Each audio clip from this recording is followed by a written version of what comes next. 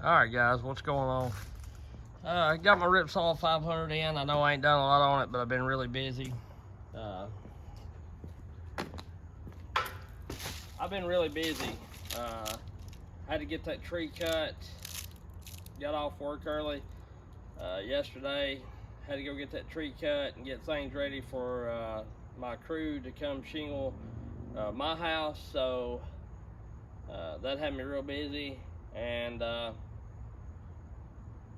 I've just had a lot going on, and I've not had a lot of time to do this, or even put out the video that I've done. I know my videos are kind of rough here lately. Like there's not a lot of editing in them, and partly is just due to the time. You know, I just don't have the time to do it. But I just want to put content out for y'all due to the fact that you know, I want to keep my channel going, and things will slow down a little bit, and we'll be able to do that. But anyway, what I have here is I've got the Ripsaw 500. It's in the orange. I've got the Lynch ported 500, and then I've got Cajun's 400 right here. And what I've got on the Ripsaw, I just took my square ground chain off of it. I put a brand new Oregon EXL chain on it, 28-inch bar. I was running a 32 on the Lynch ported when I took it off, and I took the chain off this one. I've been running 28-inch on a Cajun's 400. The oak tree that I lost or whatever to the side, I was running the Cajun 400 with a 28-inch bar, and it was eating that oak like nothing. So anyway, and it's, you know, lower class than 70cc. But I left that bar. I've got everything off so it's quick as it can be interchanging, because I am going to show me interchanging the chain, because people get all wound up about it, you know, wanting you to run the same chain, and I get it. But to me, if you had 3 brand new Oregon EXL chains on it, it's going to be close enough that it ain't going to make that big of a difference. I mean, if we was running them for like 10 grand or something, you know, had money on it, or you was winning in a world national championship of saw running or some shit, then yeah, I'd say make sure you got the same chain on it. But there and two, you know, I had a guy pretty much call out what I was doing and saying that these saws were built like crap. It's Black Cat Saws, Fabulous Fabe or Fab or Fabio, however you say his name, I don't know. Never heard of the guy till he commented, and the first comment he leaves, he starts smack talking, and I've noticed he does that on quite a few other channels. I don't know if he does it to get clout, or does it to try to show his presence on other people's channels so other people come check him out, or what the deal is. You know, the guy don't have terrible content. I watched some of his stuff, watched his saws run, because I bet him a grand that 400C would outcut his 462, and I still stand behind that. If there's ever a time that I can meet up with him and or go to somewhere where he's at an event or somewhere like that, and he wants to run them, I've got a grand that says that 400C will smoke his 462. And I'm talking, you know, 2 foot wood or less, or it could be bigger, it don't matter, because I'm pretty sure he don't do any machine work or whatever. He's just doing flow work and some exhaust or whatever. I'll run him any configuration he wants to run it, and I'll bet him a grand on it that saw will take that 462. And that's not running the same bar and chain. I'm gonna run my chain, he can run his chain, and I want to run my saw just like I run it, and we'll see who comes out on top. And I'll put my money where my mouth is on it. Anyway, you know, he claims that you ought to be going through hardwood with a 2 foot bar and 1 inch per second or better, and I'm running a 28, and I'm pretty sure these saws go through better. And that's it. I've not touched that chain. It just come out of a box. It was a 93 driver. I broke it down to 91 to fit the steel bars. Other than that, nothing's been done to it. And this right here is red oak. Right, this right here is white oak.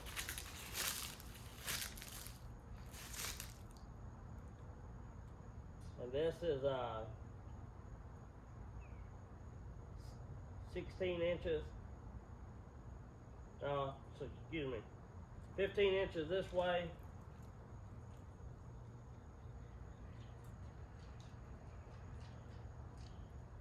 $14 that way. This is 18 inches. 16 inches. And then we're going to cut on this big end where this big knot is. And on the knot, it's 2 foot. And it's 1 foot 9 on this one. So, anyway, that's what we're going to do.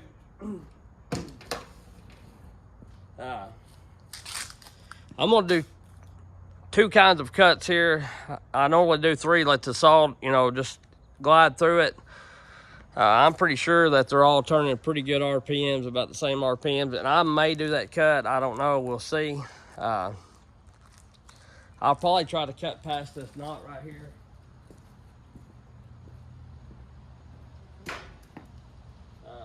So everybody gets a fair shake.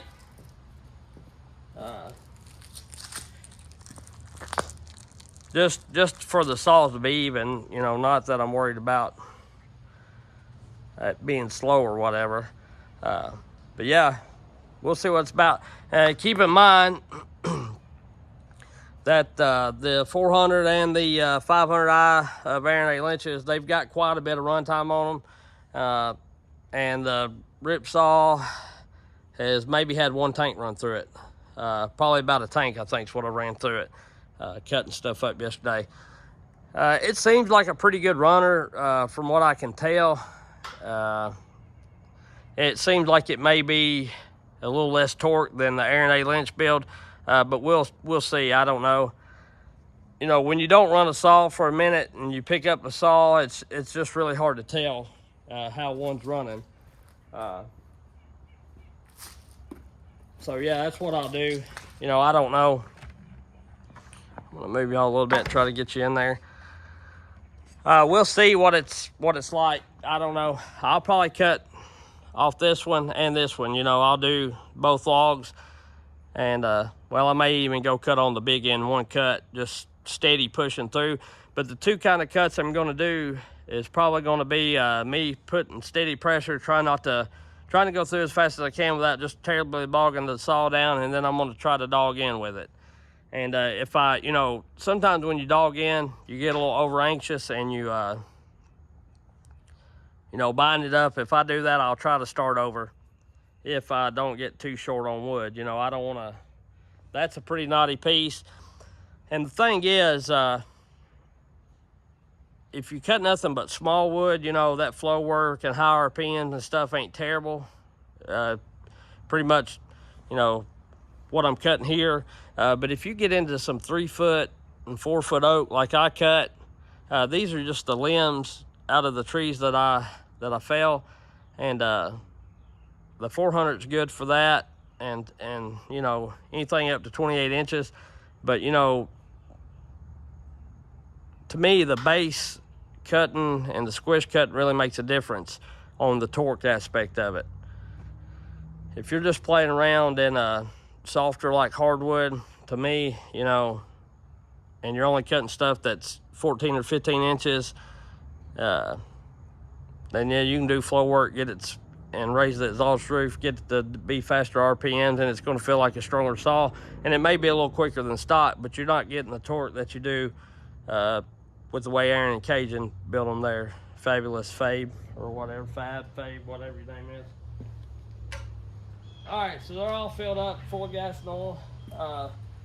They're all running this kind of style filter and the Egan straight shot. So We'll see what they do.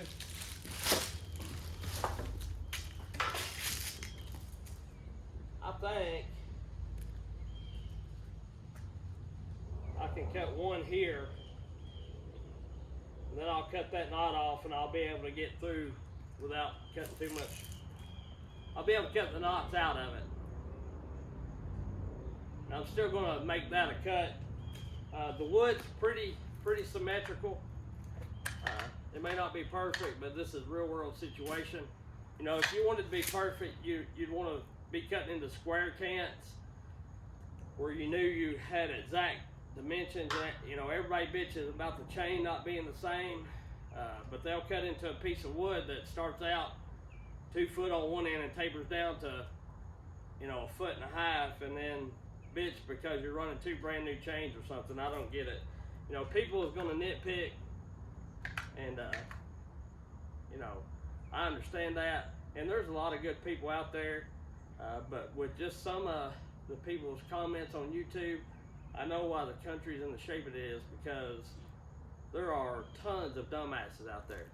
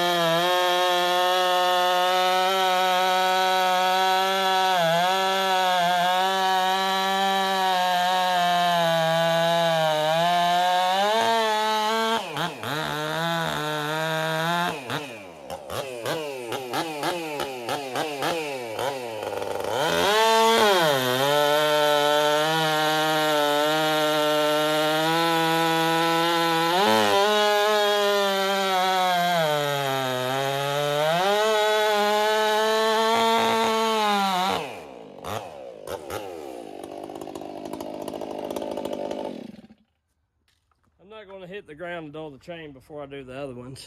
So I cut through that knot. I could tell when I hit the fork part because it slowed down quite a bit. But that just is what it is, kind of in a way. You know what I'm saying? Like it's real life stuff here. I'm gonna bring y'all in actually a little closer and just back y'all out so y'all can hear me better. Maybe. I always feel like I'm yelling at the camera. That could be because I am somewhat. We'll do the 400 now. Ben's already got a bar for it.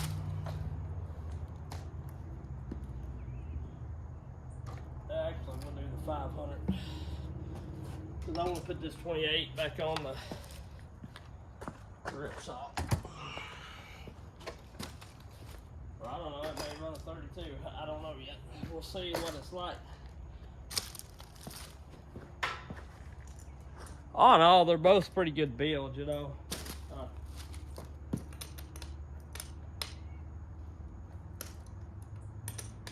You gotta watch out for these 3-point dogs from West Coast Saw.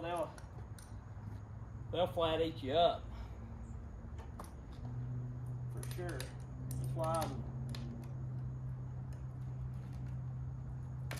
always above it whenever I do it.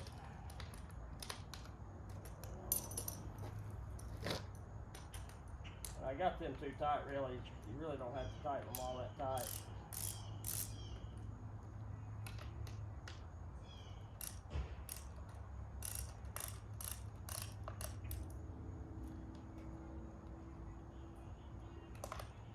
It started back good yesterday and everything, so, I mean, it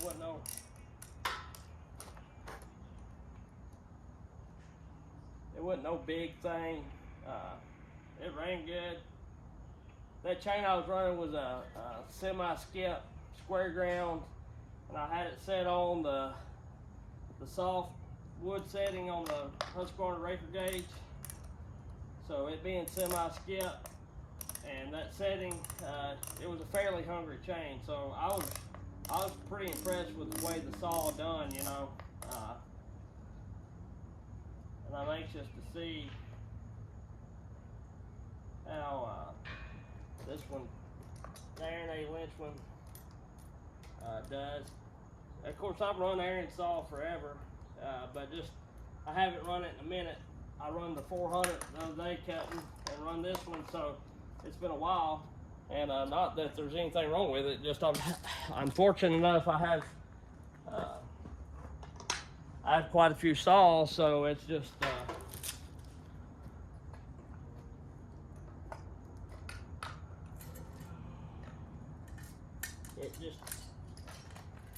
they don't all get run all the time. The bar's hot.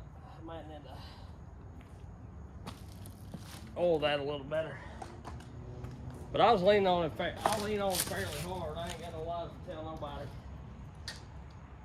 Probably harder than what they should be leaned on. But I like to see what a saw's about. Not that I lean on them that hard all the time. But I feel like the 500Is like to be leaned on, you know.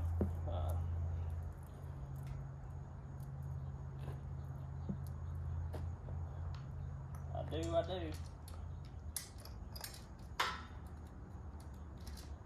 I think they feel like they do too. But that thing sounds like it's got a little bit of that 4-stroking or bouncing off the rev limiter or whatever you want to call it. But it's fairly zippy too. It's not bad. I've got one of those STIHL Super Sport exhaust coming. I'm going to try on one of these 500s as well.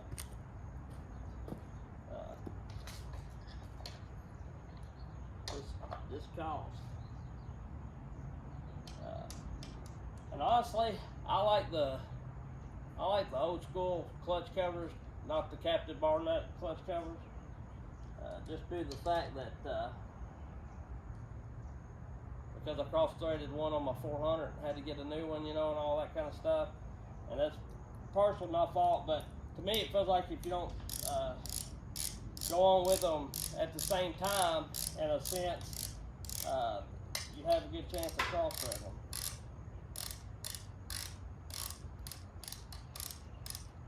That's just me, but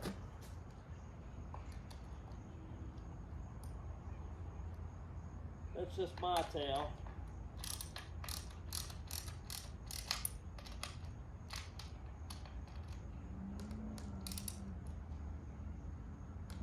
I'm pretty sure those 500s made it through that in a whole lot quicker than 15 seconds. I'm not real sure with a 28-inch bar. So, and that 400 on this size wood ain't gonna be far behind these 500s. I guarantee that. Cause that thing is a cutting son of a you know what. Looking for my earplug. You always need to have your safety gear on, you hear me? Don't be like me. Be good. There's not really any knots in this, I don't think, that I can tell. Not really nothing to speak of. There's a little one right here.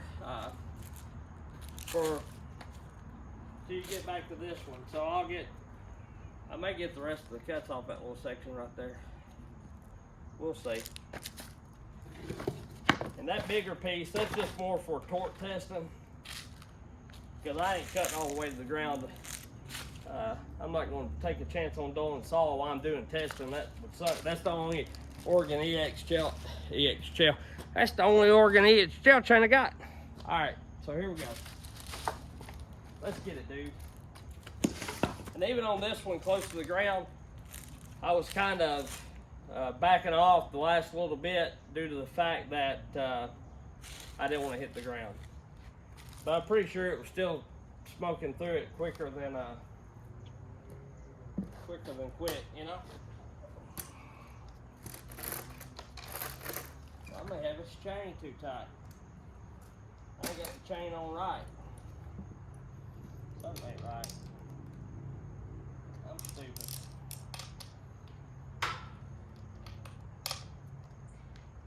I do that every time I do these videos because I don't know why, I just do it.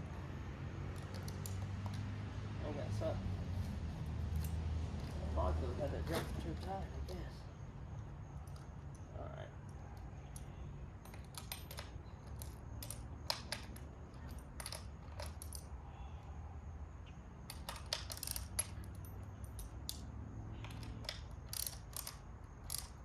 I want to make sure it's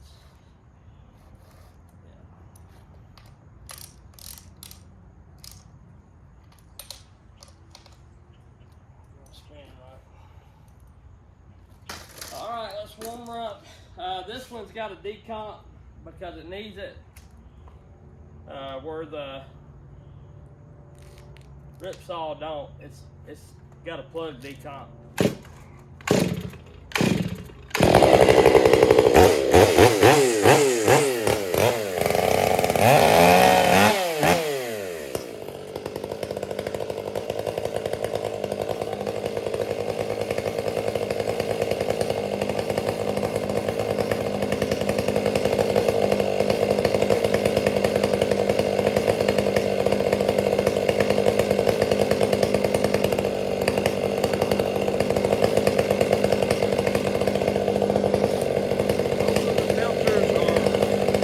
About the same cleanliness. I just put a new one on the Lynch 500i not too long ago.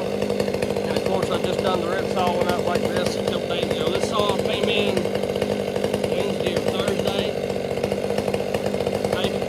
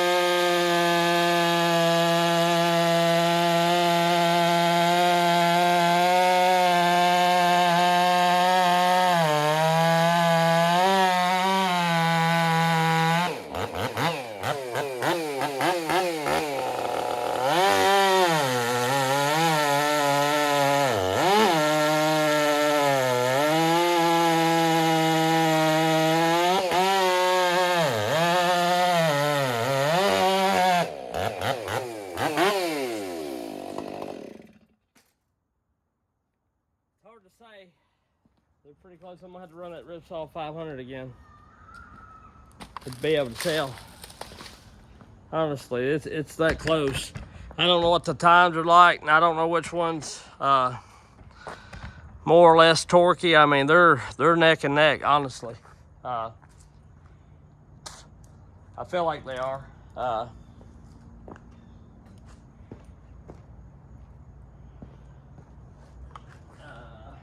So yeah, I don't know. We'll see. It's crazy. I'll put this bar back on the Ripsaw, or this bar and chain. This wood's hard too. It's dried oak. It's not green by no means, and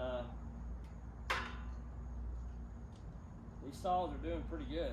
This red oak's hard, especially on this end. It's a double-hearted piece, and it's got knots all in it, and it's I'm not making an excuse for it. It's just hard wood, but they do good, very good. And yeah, I probably could get my chain on there and run a faster chain or whatever, but the average folk are going to be running something of this caliber of chain, so what's the sense in trying to pew, that's hot. Pew, that's hot.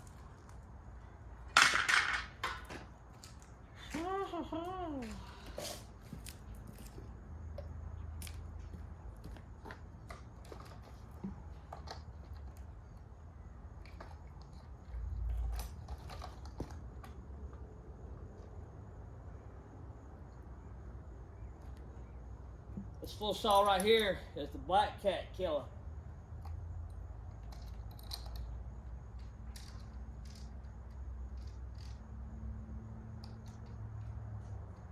The black cat 462 killer. Chili dog killer, whatever you want to call it.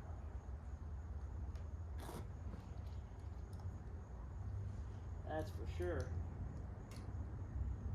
Because I cut quite a bit of hard maple, and I know what it ranks on the Jenkins scale.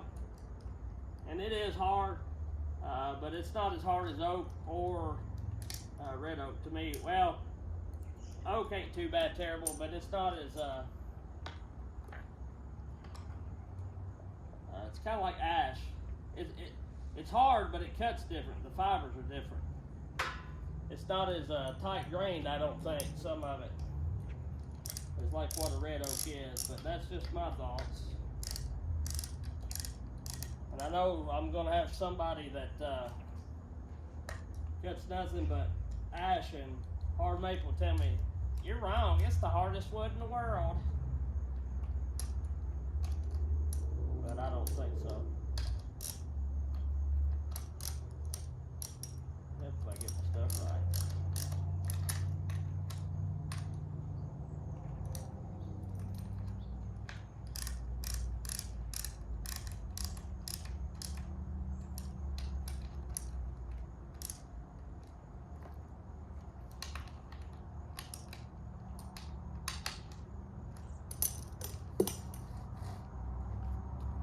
This little 400 don't have the pull that these 500s do, but it ain't liking much, honestly. Cajun built a hell yeah saw.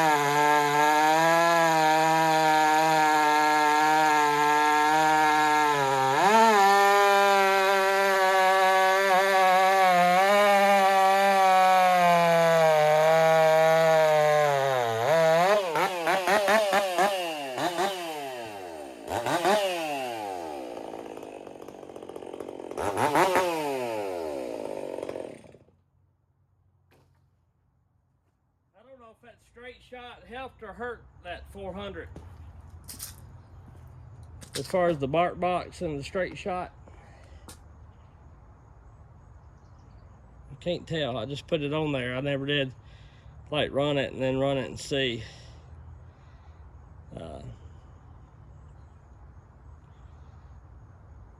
I'm not sure that it didn't used to be a little, I don't know, it's pretty fast. It's pretty stout. It's just so hard to tell when you start getting into this stuff like this, you know, the bigger stuff. And ported saws that's all really, really stout, you know what I mean? Like, I'm not trying to take nothing away from anybody.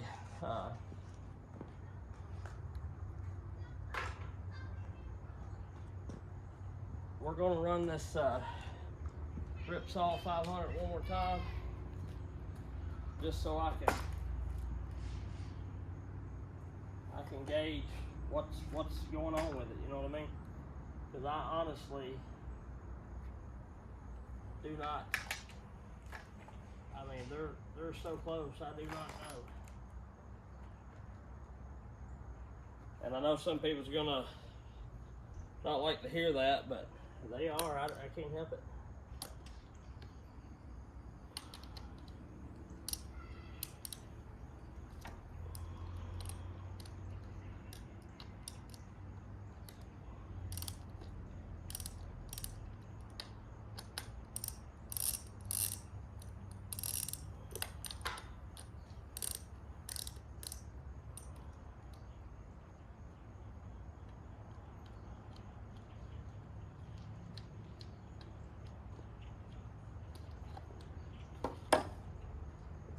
This 400 for a saw that's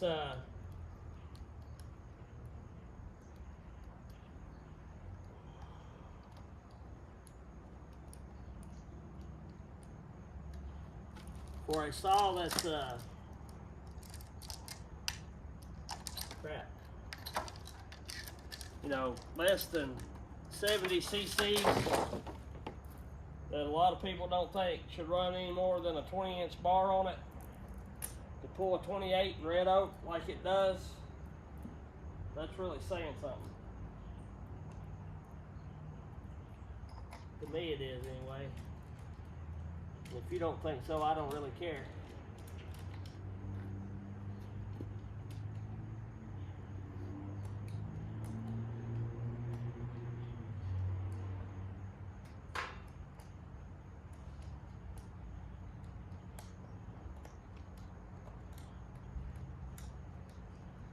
But anyway, I'm gonna cut y'all loose for this session. There will be a part 2, and it'll kind of give my thoughts on all these saws.